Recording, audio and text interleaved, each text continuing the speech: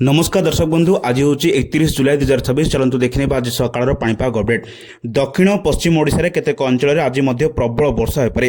वर्तमान गभीर अवपात छत्तीसगढ़ पूर्व मध्य प्रदेश और विदर्भ अंचल उपर रही। आसंता 24 घंटा मध्य धीरे धीरे दुर्बल हो अवपात रूप नहीं पारे।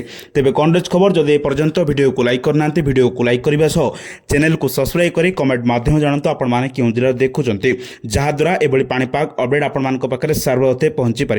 लेट खबर पर नजर पकेबा। पाणीपाग विभाग आकलन अनुसार आज दक्षिण पश्चिम ओडिशार किछि जिले में प्रबल वर्षार संभावना थिबा बेले अन्य अंचल में हालुकारू मध्यम वर्षा हो पारे। तेज शुक्रवार राज्य में वर्षार परिमाण आहरी कमिबार संभावना रही। अन्यपटे लगाण वर्षा और बन्या परिस्थिति को दृष्टि रखी बालेश्वर, जाजपुर, भद्रक, कलाहांडी और नवरंगपुर जिले में आज समस्त शिक्षानुष्ठान बंद रखा। लगाण वर्षार प्रभाव में राज्य विभिन्न नदी में जलस्तर बढ़िबा सह बन्या परिस्थिति देखा देछि। विशेषकर उत्तर ओडिशार अनेक अंचल में बन्या प्रभावित होछि। बन्यारे 5टी जिलार प्राय 5,87,000 अधिक लोक प्रभावित होता बेले 1,76,000 अधिक लोक सुरक्षित स्थान को स्थानांतर कर।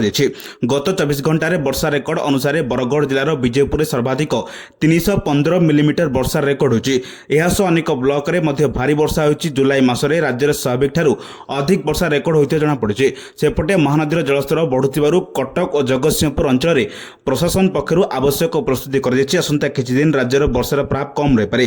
तेबे अगस्ट 2 तारिख पर पुणी थे वर्षा बढ़िबार संभावना ने आकलन कर गुरुत्वपूर्ण पाणीपाग अपडेट पाइबापी आम चैनल से जोड़ी रुहतु। तेणु बन्या प्रभावित अंचल लोक मैंने सतर्क रहा सह प्रशासन पक्षर जारी होता सूचना को अनुसरण करूँ एवं आम चैनल को सब्सक्राइब कर लाइक करूँ जहाद्वारा एभली पाणीपाग अपडेट सर्वप्रथमे पहुंची पार। ब्यूरो रिपोर्ट, सावधान ओडिशा।